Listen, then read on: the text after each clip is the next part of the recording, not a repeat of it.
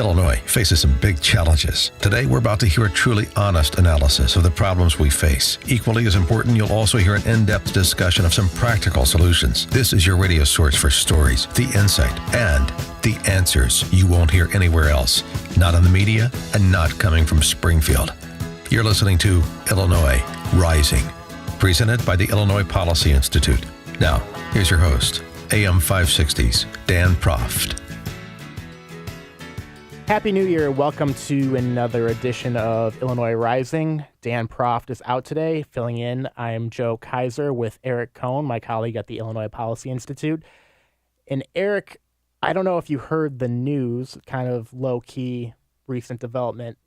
Illinois doesn't have a budget right now. I think I heard something about that. Yeah, it came up sometime in the twice maybe. Last year or so. But we really, honestly, all sarcasm aside, we probably could have ended the 2015 show with the same news that we ended the 2016 show just now, heading into 2017. We could not be here. We could just replay tapes from a year ago, and it's basically evergreen now. It's pretty much Groundhog Day. So to get a little bit more context on that as we head into the new year and trying to understand what happened in Springfield in 2016, why we're still in the place that we were at the end of 2015, and where we're going to go moving forward, I'd like to welcome State Representative Mark Batnick, a friend of the show, a Republican from Plainfield. So, Mark, like I just said to Eric, we could have ended the 2015 calendar year saying the same thing that we're ending 2016 with, in that the state doesn't have a budget. So, seeing that we're kind of in a similar place that we were at the end of 2015, what happened in the state legislature in 2016? Nothing. That's the easiest way to put it. You know, one of the things that I tell people is everybody knows that Illinois doesn't have the best business climate, right? To give you an example of how little we did. And you can talk about all the wars between Madigan and Rauner and Democrats and Republican and everything else. But to put it into real context, the only pro-business bill we did this last year was that we passed a bill that stopped the Illinois Department of Education from regulating yoga classes. That was it. So basically, the only pro-business bill we did was to stop the state from regulating something that wasn't regulated right now. So it didn't help businesses. It just kept the status quo. We've done nothing to make the business climate better. We haven't passed the budget. We've done nothing to make our state more job-friendly, and we're continuing to bleed residents because of it. So it's just we're watching the same movie. We're watching the Titanic slowly sink, and nobody's really doing anything about it. So to kind of message that to Illinoisans who are probably a little frustrated with state government, besides maybe the ones that care about those yoga classes, how do you kind of, I don't know, it's not that important to just kind of throw blame around, but how do you kind of articulate what's happening and why nothing really got done? Well, it's just like you said, that we can, the 16 show could match the 15 show. I think in 15, everything was pointing to the 16 election, and now everything's pointing to the 18 election. It's posturing. People aren't making the hard choices that they need to make to move the state forward.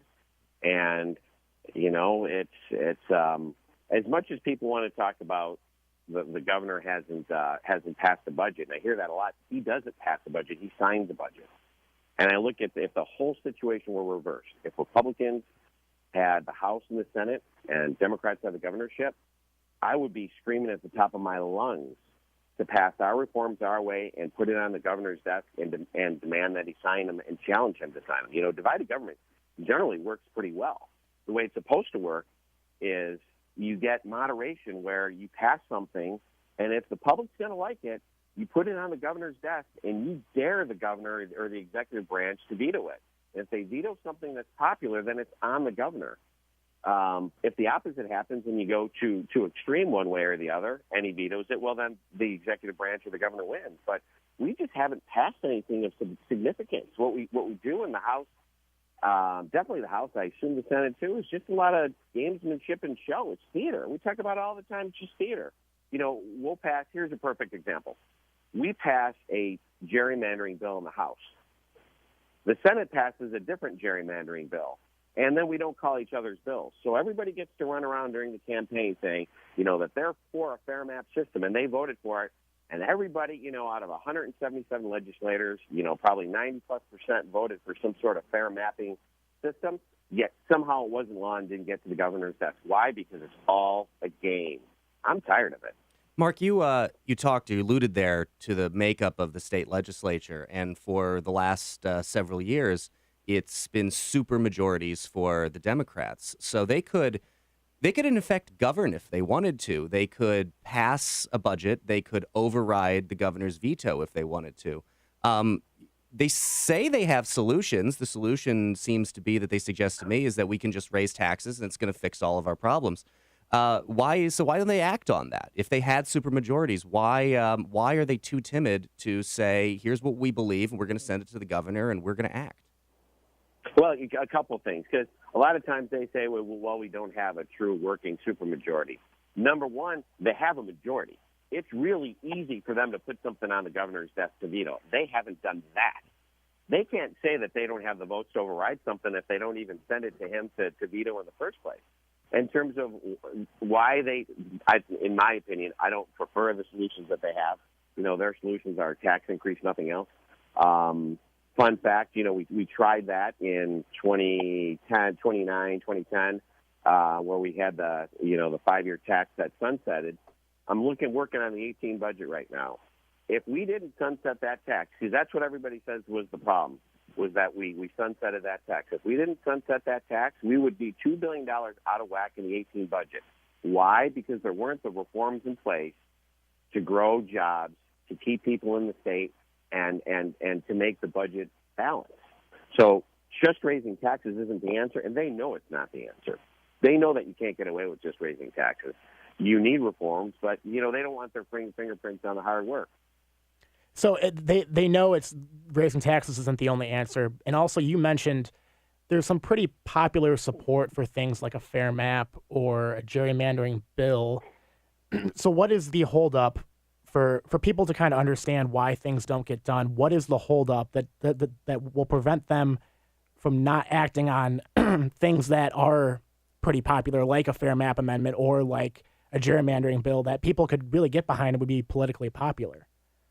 Yeah, well, they act on it in a way so that everybody can run around campaigning that they acted on it, but they make sure that it doesn't happen because it takes away power from leadership. One of the most frustrating things in being a freshman, and I can only say that for a few more days, but one of the most frustrating things about being a freshman is how little power the rank and file have. The system in Illinois is really very top-heavy. And when it comes to negotiating budgets and all that stuff, it's really just all that stuff is done at the top. And if you have a fair map fix, that certainly takes some of the power away from the top and the party in charge. So, Mark, while there's all this attention around the fact that there hasn't been a negotiated budget deal, just to clarify for people who live in Illinois, this doesn't mean that the state is not spending money.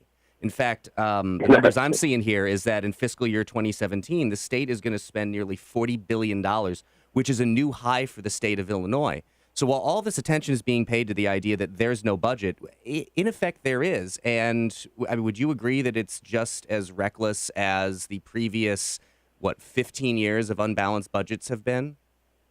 Yeah, it's actually more reckless because I think we're even more out of whack. We're kind of running on autopilot. And there's a lot of things that we can do. We always hear that we should put the reforms aside, work on the budget. Well, reforms affect the budget, whether it be pension reform, which very quickly affects, how much money we have to put into the pension system, or whether it be something like work comp. The state pays work comp. So if you fix work comp, it's going to be less expensive for the state to self-insure itself, right? So, and all those things trickle down to local government. And then things that create jobs and grow the economy, well, that affects the budget too, because that increases revenue on the revenue side for the revenues for the state. So the reforms affect the budget, and there's a lot of things that we need to do across the board. And the problem is while we're running on autopilot, we're not instituting these reforms, and the backlog of bills is just getting bigger and bigger and bigger, and it just becomes a bigger hole to get out of. Yeah, the backlog's going to hit about $14 billion by summer 2017. So really it is just as reckless, if not more reckless, than the last 15 years of unbalanced budgets. We're talking to State Representative Mark Batnick, and when we last left, we were talking a little bit about the recklessness in unpaid bills that has accumulated, not just in this past year, but really in the last 15 years of unbalanced budgets. I mean, the Democrats did introduce a budget at the last minute not too long ago that was way out of balance, and is kind of going forward with this idea that we just need to pass a budget, any budget. Governor Rauner needs to sign it. The problem is that we don't have a budget. But that's not really the problem, is not having a budget. It's not having a budget that reforms state government. So, Mark, do you hear from your constituents often that they think the problem is a lack of a budget, or do you think it's something, do they think it's something much deeper than just an absence of a budget? Yeah, I mean, it certainly is something much deeper than the absence of a budget, because if we pass a budget and it's out of whack, which is what we have now, we've had unbalanced budgets, that's just exacerbating the problem. And I mean, the net effect is you're seeing it in the amount of net migration out of the state of Illinois. And that's the saddest part, because it just makes fixing the problem harder and harder and harder when you're doing it with less and less people. The easiest way out of this is really to turn that economic engine on that Illinois is, and grow your way out of it, because we're in a pretty tall mess. So we're losing people to really all of our neighboring states. Illinois lost roughly 38,000 people, 37,500, something like that last year. And states all around us are gaining. I mean, what does that tell you about what other states are doing in kind of with the same regional circumstances in general? But Illinois is obviously different. People are fleeing like it's on fire. What is that telling you about what the state needs to do to change that? Well, I mean, I'm just not seeing it on a statistic. I mean, I'm living it. I've seen my entire childhood family has moved out of state. A lot of my friends and extended family have moved out of state. I've sold buildings of businesses that have transferred their jobs out of state. But even more personally, my oldest child went to school out of state. She's going to get a degree that requires a state license, and she'll probably start her young adulthood in the state of Missouri. And my second child just went to Mississippi State University. So I mean, people are voting with their feet, and they're leaving, and it's hard not to blame them for what they're doing. Right, and I think the evidence should be there that people are going to states like Indiana that has better jobs growth, especially better manufacturing jobs growth, or a state like Michigan that had a big rebound, or Iowa or Kentucky or Wisconsin, like you said, Missouri. There should be evidence, I would think, and I think Illinoisans should look at when they're looking at their lawmakers, say, hey, there is evidence that a lot of these states might be doing something different than what we're doing here in Illinois. It's not the weather. People aren't going to Northwest Indiana to get away from the snow in Chicago. There's got to be something that these states are doing differently that we're not doing here in Illinois. But if they're voting with their feet, I mean, they're showing their disapproval, then nothing or very little can get done electorally voting the other way in Illinois. So I guess there's kind of this disconnect. How do you kind of apply that pressure and say to lawmakers who have been, in the case of Mike Madigan and John Cullerton, there for 3 decades, say, look, there is evidence that we're not doing something right and we need to change something? It's funny, because I do think that I think across the board, there's lawmakers, Democrats and Republicans, that agree that we need to change some things. How you get that point across to the speaker, that's a secret sauce that's beyond me. I have no idea how you get that point across. I think the only thing that you can really do is pressure rank and file and get rank and file to understand the situation that it's as dire as it is, and get them to manage from the bottom up, and pressure the speaker into doing something. Beyond that, I'm just not sure. I've been trying the best part of the last 24 months to figure that one out. But I mean, I can tell you that there's bipartisan support for all kinds of reforms that will move the state to a better place, and we just need the opportunity to get those reforms called to the floor and passed. I know there are some people in Springfield who like to pretend that some of these larger reform, the systematic restructuring of the way that Illinois state government operates, that these aren't budget issues or fiscal issues, which of course to me is nonsense. We have this budget impasse. I want to ask you about another impasse, which is there's currently no contract with AFSCME, which is the union that represents the largest amount of state government workers. This is costing us money as well, not only in the costs of salaries and benefits, which far outstrip what people make in the private sector, but also the cost of the pension promises made to them that has given us what is now $130 billion in pension debt. Do you see the possibility for this getting resolved in 2017 at all? Yeah, I hope so. I'm surprised that the courts ordered the way they did, that the governor couldn't institute his contract, because that's the way things are supposed to go down. So we'll see as that winds its way through the courts if the governor is able to institute his plan. And I know one of the big things that I have AFSCME workers talk to me about is they're upset at their increased cost of their health care. And this is especially frustrating to me because when Obamacare passed, we said it was going to increase costs, and it has increased the cost.